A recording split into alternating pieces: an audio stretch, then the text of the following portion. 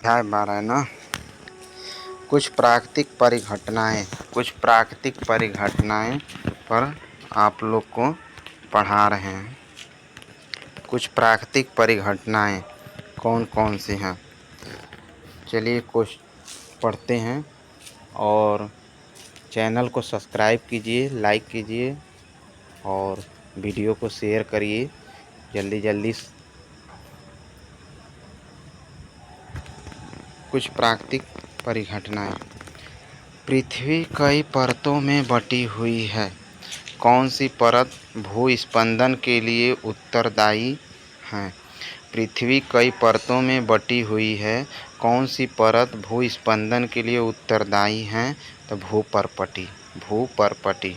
पृथ्वी कई परतों में बटी हुई है। कौन सी परत भूस्पंदन के लिए उत्तरदायी है? तो भूपर्पटी। कौन सी?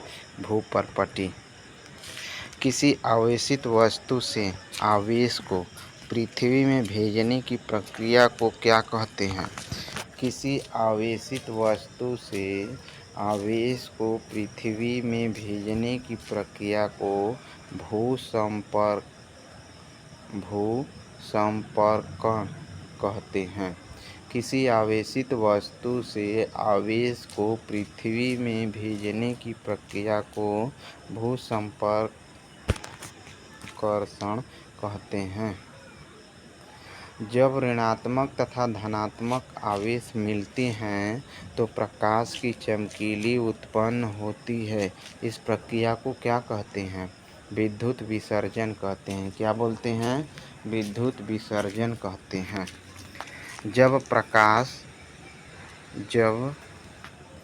जब ऋणात्मक तथा धनात्मक आवेश मिलते हैं तो प्रकाश की चमकीली उत्पन्न होती है। इस प्रक्रिया को क्या कहते हैं?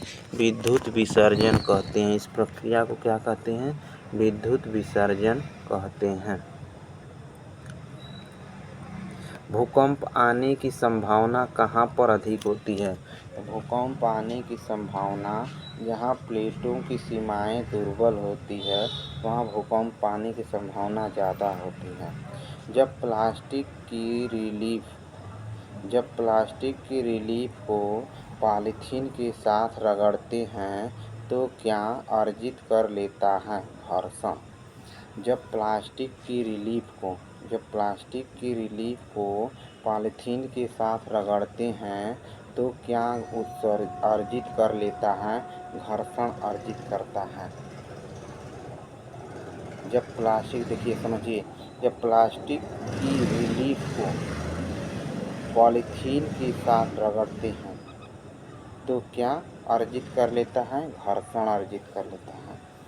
आवेश कितने प्रकार के होते हैं? तो आवेश 2 प्रकार के होते हैं। जैसे एक धनात्मक आवेश, दूसरा ऋणात्मक आवेश, वही 2 आवेश है। 2 आवेश। रेशम से रगड़ने पर कांच की छड़ द्वारा अर्जित आवेश को क्या कहते हैं? रेशम से रगड़ने पर कांच की छड़ द्वारा अर्जित आवेश को धनावेश कहते हैं। रेशम से रगड़ने पर कांच की छड़ द्वारा अर्जित आवेश को धनावेश कहते हैं। क्या कहते हैं? धनावेश कहते हैं। चलिए नेक्स्ट क्वेश्चन करते हैं कि बादलों में आवेश के एकत्रित होने से पैदा होती है बादलों में आवेश के एकत्रित होने से पैदा होती है क्या? तड़ित चालक। तड़ित किसको बोलते हैं? तड़ित वही है जो बिजली मारती है, नहीं? तड़ित चालक बोलते हैं। जो बिजली नहीं मारती है, आकाशीय बिजली, उसको हम तड़ित बोलते हैं। बादलों में आवेश के एकत्रित होने से पैदा होती है तड़ित। क्या होती है? तड़ित। सन 1752 में किस वैज्ञानिक ने ये दर्शाया कि तड़ित तथा आपके वस्त्रों में उत्पन्न चिंगारी वास्तव में एक ही परिघटना है? तो किसने घटाया था? बेंजामिन फ्रैंकलिन ने। किसने बताया था? बेंजामिन फ्रैंकलिन ने। विद्युत तड़ी की खोज किसने किया था? तो बेंजामिन फ्रैंकलिन ने किया था। और देखते हैं रात को कि कपड़े जब रगड़ेंगे ना तो उसमें हल्की हल्की चिंगारी जैसे निकलता है, हल्का हल्का, तो वो किसने प्रयोग किया था? बेंजामिन फ्रैंकलिन ने बताया था। जब आप प्लास्टिक के पैमाने को अपने सूखे बालों से रगड़ते हैं तो पैमाने कागज के छोटे छोटे टुकड़ों को कर सकता है, क्या? आकर्षित करता है। समझिए, क्या आप प्लास्टिक के पैमाने को अपने सूखे बालों से रगड़ते हैं तो पैमाने कागज के छोटे छोटे टुकड़े को कर सकता है, क्या कर सकता है? आकर्षित कर सकता है। जब आवेशित कांच की छड़ को पॉलीथीन से रगड़े गए आवेशित प्लास्टिक स्ट्रॉ के निकट लाते हैं तो दोनों के बीच क्या होता है? आकर्षण होता है। जब आवेशित कांच की छड़ को पॉलीथीन से रगड़े गए आवेशित प्लास्टिक स्ट्रॉ के नियम लाते हैं तो दोनों के बीच होता है आकर्षण। गुजरात के भूज जिले में बड़ा भूकंप किस वर्ष आया था? तो गुजरात के भूज जिले में बड़ा भूकंप 26 जनवरी 2001 को आया था। कब आया था? 26 जनवरी 2001 में आया था। जब ऋणात्मक तथा धनात्मक आवेश मिलते हैं तो प्रकाश की चमकीली धारियाँ तथा ध्वनि उत्पन्न होती हैं। इस प्रक्रिया को क्या कहते हैं? विद्युत विसर्जन। इस प्रक्रिया को क्या बोलते हैं? विद्युत विसर्जन बोलते हैं। जब ऋणात्मक तथा धनात्मक आवेश जब ऋणात्मक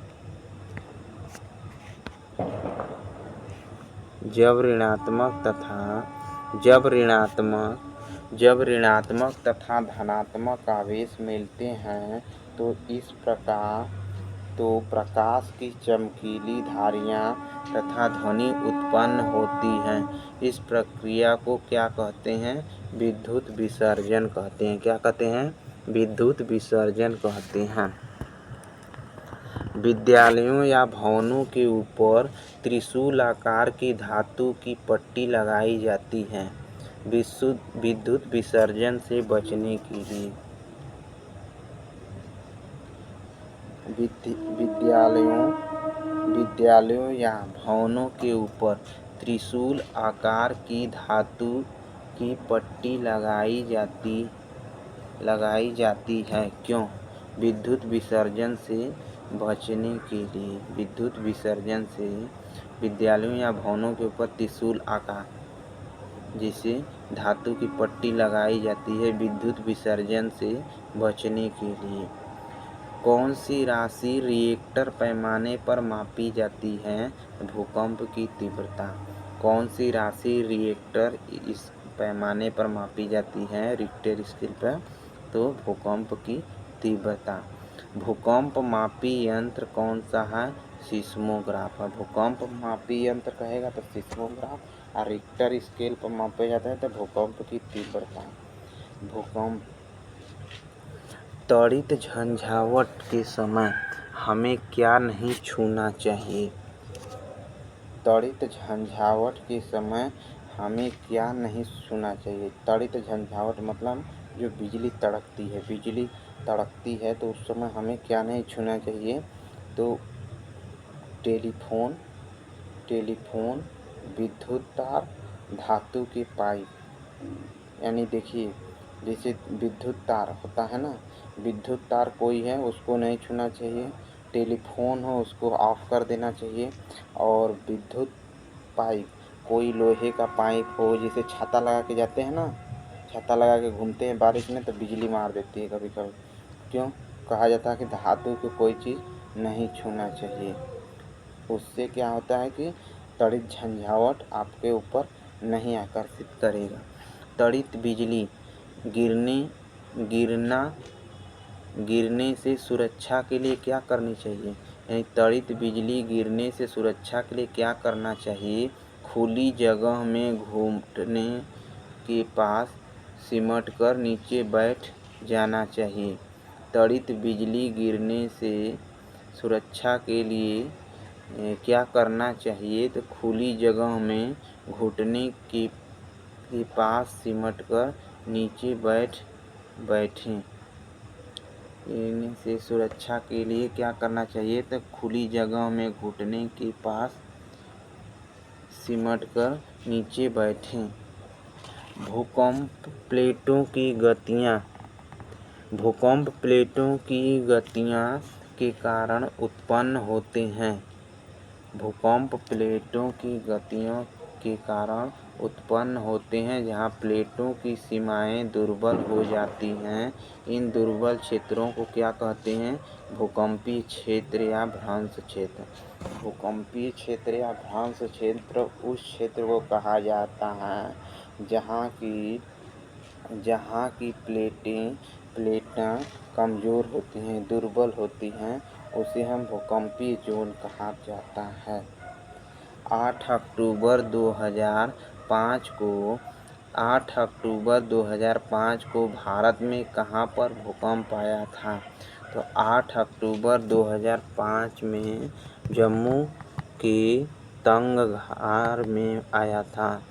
जम्मू कश्मीर के तंगधार में 5 अक्टूबर 2005 को कब आया था? जम्मू कश्मीर के तंगधार में भूकंप आया था। और एक थे 2001 में आया था, कहाँ में? गुजरात में। कहाँ? गुजरात में आया था भूकंप। कहाँ? भुज जिले। 26 जनवरी 2001 को भूकंप आया था, गुजरात के भुज जिले में आया था। एक जम्मू कश्मीर 5 अक्टूबर 2005 को जम्मू कश्मीर के तंगधार में आया था। भूकंप किस कारण आते हैं? भूकंप किस कारण आते हैं? पृथ्वी की प्लेटों की गतियों के कारण। पृथ्वी की प्लेटों की गतियों के कारण आते हैं। उल्का पिंड के पृथ्वी से टकराने पर आते हैं। उल्का पिंड के पृथ्वी से टकराने पर आते हैं। भूगत नाभिकीय विस्फोट के कारण आते हैं। यानी 3 तरह से भूकंप आते हैं। भूकंप किस कारण से पृथ्वी पर आते हैं ना? तो भूकंप किस कारण से आते हैं? तो पृथ्वी की प्लेटों की गतियों के कारण। मान लीजिए पृथ्वी की प्लेट हैं, वो आपस में टकरा रही हैं, तब आएगा। उल्का पिंड, अगर कोई पिंड आकाश से गिर रहा है, उल्का पिंड पृथ्वी से टकराता है, तब आता है भूकंप। और भूमिगत नाभिकीय विस्फोट, भूमि में कोई भी विस्फोट अगर हो रहा है, जैसे परमाणु परीक्षण वगैरह कुछ भी, तब भूकंप आता है। कांच को रेशम से रगड़ने पर रेशम कौन सा आवेश अर्जित करता है? ऋण आवेश। कांच को रेशम से रगड़ने पर रेशम कौन सा आवेश अर्जित करता है? तो ऋण आवेश। कौन सा? ऋण आवेश।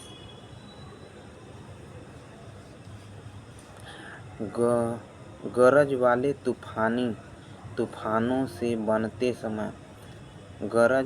तूफानों के बनते समय निचले किनारे पर संचित हो जाते हैं क्या? ऋणावेश। क्या होते हैं? ऋणावेश होता है। गरज वाले तूफानों के बनते समय निचले किनारे पर संचित हो जाते हैं क्या? ऋणावेश संचित हो जाते हैं।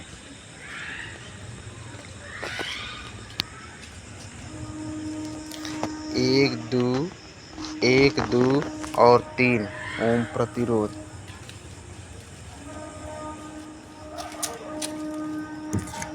एक मिनट। 1, 2 और 3 ओम के 3 प्रतिरोधों के श्रेणी क्रम में जोड़ने पर समतुल्य प्रतिरोध होता है 6 ओम होता है। कितना होता है? 6 ओम। 1, 2 और 3 ओम के 3 प्रतिरोधों को श्रेणी क्रम में जोड़ने पर समतुल्य प्रतिरोध होता है 6 ओम होता है। कितना? 6 ओम होता है। विभवांतर का SI मात्रक होता है कितना? विभवांतर का SI मात्रक वोल्ट होता है। विभवांतर का SI मात्रक वोल्ट होता है। 100 वाट 220 वाट 100 वाट 220 वोल्ट के विद्युत बल्ब के तंतु का प्रतिरोध क्या होता है? 484 ओम होता है। कितना होता है? 484 ओम। 100 वाट 220 वोल्ट के विद्युत बल्ब के तंतु का प्रतिरोध क्या होता है? तो 484 ओम होता है। बैटरी से किस प्रकार से धारा प्राप्त होती है? तो हमें बैटरी से DC धारा मिलती है। कौन सी धारा? DC धारा, जिसको हम डिस्ट धारा भी बोलते हैं। कौन सा? डिस्ट धारा भी बोलते हैं। किसी कुंडली का प्रतिरोध ज्ञात करने के लिए सूत्र है। किसी कुंडली का प्रतिरोध ज्ञात करने के लिए सूत्र है। कौन सा सूत्र है? R बराबर V/I, V/I, R बराबर V/I। किसी कुंडली का प्रतिरोध ज्ञात करने के लिए R बराबर V/I। विद्युत धारा उत्पन्न करने की युक्ति को क्या कहते हैं? जनित्र कहते हैं। विद्युत धारा उत्पन्न करने की युक्ति को क्या कहते हैं? विद्युत धारा उत्पन्न करने की युक्ति को जनित्र कहते हैं। किसी निश्चित समय में किसी निश्चित प्रतिरोध वाले चालक में उत्पन्न ऊष्मा धारा के वर्ग के समानुपाती होती है। विद्युत धारा उत्पन्न करने की युक्ति को क्या कहते हैं? विद्युत धारा उत्पन्न करने की युक्ति को जनित्र कहते हैं। विद्युत धारा उत्पन्न करने की युक्ति को क्या कहते हैं? विद्युत जनित्र कहते हैं। जनित्र कहते हैं। किसी निश्चित समय में विद्युत धारा उत्पन्न करने की युक्ति को समझ रहे हैं ना? जैसे जनरेटर है, जनरेटर करता है ना अल्टरनेटर, विद्युत धारा उत्पन्न करने की युक्ति है, उसको हम क्या कहते हैं? विद्युत जनित्र कहते हैं। किसी निश्चित समय में किसी निश्चित प्रतिरोध वाले चालक में उत्पन्न ऊष्मा धारा के वर्ग के समानुपाती होती है। किसी निश्चित समय में, कोई निश्चित समय में किसी निश्चित प्रतिरोध वाले चालक में उत्पन्न ऊष्मा धारा के वर्ग के समानुपाती होता है। धारा के वर्ग के समानुपाती होता है। नेक्स्ट क्वेश्चन करते हैं। विद्युत वाहक बल का SI मात्रक क्या है? तो विद्युत वाहक बल का SI मात्रक वोल्ट होता है। विद्युत वाहक बल का SI मात्रक वोल्ट होता है। और विभवांतर का मात्रक भी वोल्ट होता है। विभवांतर का मात्रक कहे चाहे विद्युत वाहक बल का मात्रक, विद्युत वाहक बल का SI मात्रक कहे, वोल्ट ही होता है। किसमें धन, प्लस तथा ऋण का चिन्ह अंकित नहीं होता है? किसमें धन, प्लस या ऋण माइनस का चिन्ह अंकित नहीं होता है? किसमें? प्रतिरोध में। जो प्रतिरोध होता है, प्रतिरोध में प्लस या माइनस का चिन्ह अंकित नहीं रहता है। प्रतिरोध में नहीं रहता है।